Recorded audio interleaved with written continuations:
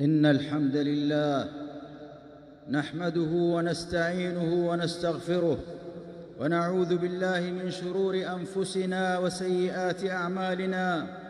من يهده الله فلا مضل له ومن يضلل فلا هادي له، وأشهد أن لا إله إلا الله وحده لا شريك له، وأشهد أن محمدًا عبده ورسوله صلى الله عليه وعلى آله وصحبه وسلم تسليماً كثيراً. أما بعد، فاتقوا الله عباد الله كما أمركم. يا أيها الذين آمنوا اتقوا الله وقولوا قولاً سديداً يصلح لكم أعمالكم ويغفر لكم ذنوبكم، ومن يطع الله ورسوله فقد فاز فوزاً عظيماً. أيها المسلمون، اعلموا أن من أعظم نعم الله علينا أن جعلنا إخوة في الدين. قال الله تعالى في كتابه المبين: إنما المؤمنون إخوة. فهو الرباط الوثيق الذي يؤلف بين القلوب، وهو رابط الإيمان وآصرة العقيدة ووشيجة التقوى والأخوة الحقيقية والحب الذي فطر الله عليه القلوب السليمة. تضمحل دونه جميع العلاقات وتنحسر أمامه كل الصلات. فعن أبي هريرة رضي الله عنه قال: قال رسول الله صلى الله عليه وسلم: لا تحاسدوا ولا تناجشوا ولا تباغضوا ولا تدابروا ولا يبع بعضكم على بيع بعض، وكونوا عباد الله إخوانا. المسلم أخو المسلم لا يظلمه ولا يخذله ولا يحقره. التقوى هاهنا، ويشير إلى صدره 3 مرات: بحسب امرئ من الشر أن يحقر أخاه المسلم. كل المسلم على المسلم حرام، دمه وماله وعرضه. أيها المسلمون، إن التآخي والتلاحم بين المسلمين فريضة شرعية، وقد ضرب لنا النبي صلى الله عليه وسلم أروع الأمثلة في بيان هذه الرابطة، حين قال: مثل المؤمنين في توادهم وتراحمهم وتعاطفهم مثل الجسد إذا اشتكى منه عضو تداعى له سائر الجسد بالسهر والحمى. فجعل المسلمين شيئاً واحداً وجسداً واحداً وبناءً واحداً، فوجب عليهم أن يتراحموا ويتعاطفوا ويتناصحوا ويتناصروا بالحق، ويدعو بعضهم لبعض بكل ما يحبونه لأنفسهم. وقد كان أبو الدرداء رضي الله عنه يقول: إني لأدعو ل70 من إخواني في سجودي. كما أن المسلم لا يعيش لنفسه، بل يكون مع أخيه في كل الأحوال ويمد له يد العون في نوائب الدهر. قال صلى الله عليه وسلم: المسلمون كرجل واحد، إن اشتكى عينه اشتكى كله، وإن اشتكى رأسه اشتكى كله. وعنه صلى الله عليه وسلم أنه قال: المؤمن من أهل الإيمان بمنزلة الرأس من الجسد، يألم المؤمن لما يصيب أهل الإيمان كما يألم الرأس لما يصيب الجسد. والتلاحم بين المسلمين أيها الإخوة ليس أمراً كمالياً، بل هو أساس من أسس الحياة الإيمانية، وبه تدوم النعم وتدفع النقم. كما أن الإسلام جاء ليجمع القلوب المتفرقة ويؤلف بين النفوس المتنافرة. وهذا التلاحم المطلوب يقتضي منا تحقق جملة من الواجبات، منها أن تطهر القلوب من الغل والحسد والبغضاء، وأن يكف الأذى عن الناس، وأن يكون التناصر بالحق كنصرة المظلوم ورد الظالم عن ظلمه، وأن تتفقد أحوال الإخوة ويدخل السرور عليهم وتتم مواساتهم بكل أنواع المواساة. فإذا رأى المسلم بأحد من إخوانه المسلمين ضراً من فقر أو حاجة أو وقع في معضلة أو أصابته بلوى فلا يشمت به، وإنما يرحمه ويتألم لما وقع به ويتوجع لمآسيه، ويقدم له ما يحتاج إليه ويخفف عنه مصيبته التي نزلت به. إخوة الإيمان، وإن مما تقتضيه الأخوة في الله أن يتكافل أفراد الأمة فيما بينهم ويتعاون بعضهم مع بعض، عملاً بقوله تعالى: وتعاونوا على البر والتقوى. فقد أمر الله تعالى بالتعاون على فعل الخيرات الدينية والدنيوية، وكل ذلك من البر والتقوى.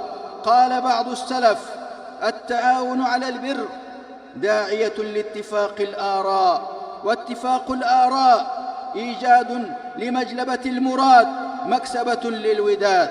وقال شيخ الإسلام ابن تيمية رحمه الله: حياة بني آدم وعيشهم في الدنيا لا يتم إلا بمعاونة بعضهم لبعض. ومن خصال التعاون في أمر الدين أيها الإخوة التعاون على الأمر بالمعروف والنهي عن المنكر، وكذلك التعاون على تعليم الناس الخير والدعوة إلى الله تعالى، وهذا من أفضل وجوه التعاون وأحسنها أثراً، لأن فيه إرشاد الجاهل وتذكير الغافل وهداية الضال وصلاح المجتمع، وهي مطلوبة من المسلمين كل بما يستطيع.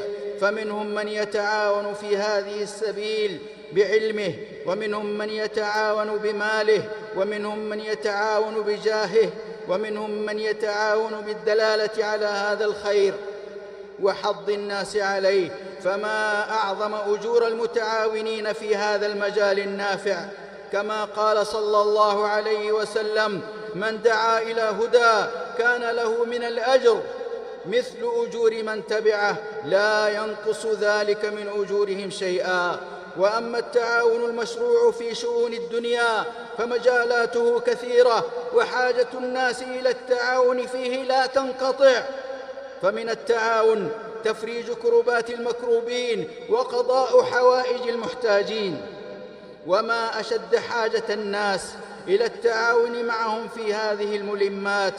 أعوذ بالله من الشيطان الرجيم: لا خير في كثير من نجواهم إلا من أمر بصدقة أو معروف أو إصلاح بين الناس، ومن يفعل ذلك ابتغاء مرضات الله فسوف نؤتيه أجراً عظيماً. بارك الله لي ولكم في القرآن العظيم، ونفعني وإياكم بما فيه من الآيات والذكر الحكيم.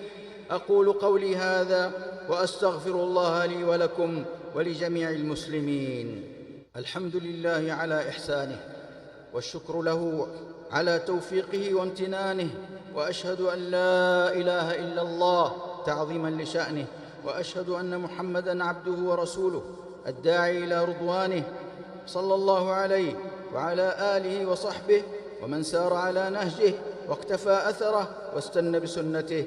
أما بعد، فيا عباد الله، إن الأخوة في الله ليست مجرد دعوى، بل هي رابطة إيمانية متينة تتجاوز الدم واللغة واللون والنسب والتراب، وأساس يبنى عليه المجتمع المسلم المتماسك. قال الأوزاعي رحمه الله: كتب إلي قتادة: إن كانت الدار فرقت بيننا وبينك فإن ألفة الإسلام جامعة بين أهلها. فألفة الإسلام شأنها عظيم في جمعها للقلوب وتأليفها بين الناس، بل هي أوثق الروابط وأقواها. قال تعالى: واذكروا نعمة الله عليكم إذ كنتم أعداء فألف بين قلوبكم فأصبحتم بنعمته إخوانا. وبين سبحانه في موضع آخر أن معادتهم بلغت من الشدة أمراً عظيماً، حتى لو أنفق ما في الأرض كله من أجل إزالتها والتأليف بين القلوب لم يتحقق من ذلك شيء. قال تعالى: وإن يريدوا أن يخدعوك فإن حسبك الله هو الذي أيدك بنصره وبالمؤمنين وألف بين قلوبهم لو أنفقت ما في الأرض جميعا ما ألفت بين قلوبهم ولكن الله ألف بينهم إنه عزيز حكيم.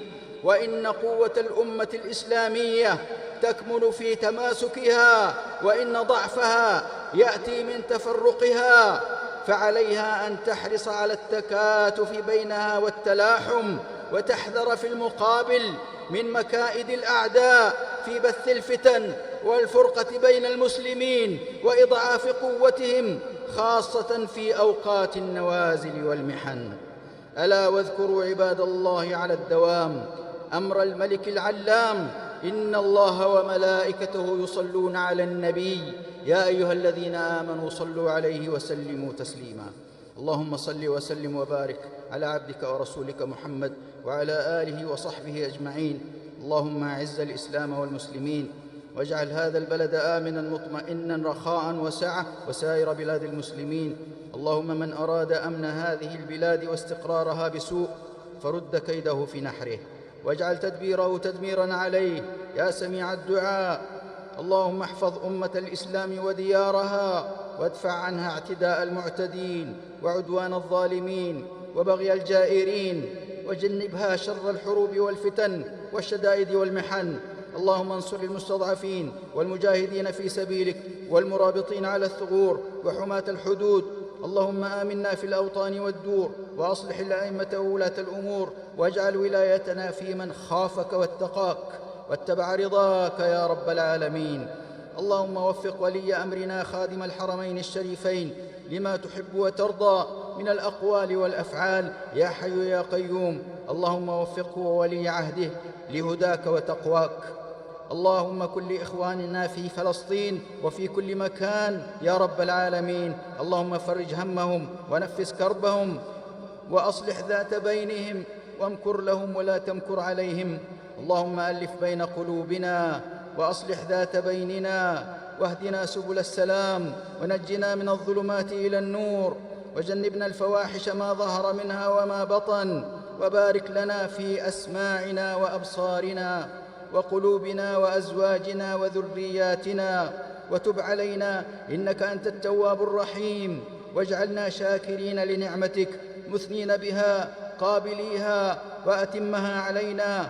اللهم صل وسلم على محمد خير البرية وسيد البشرية، وعلى آله وصحبه أولي التقى والمناقب العلية.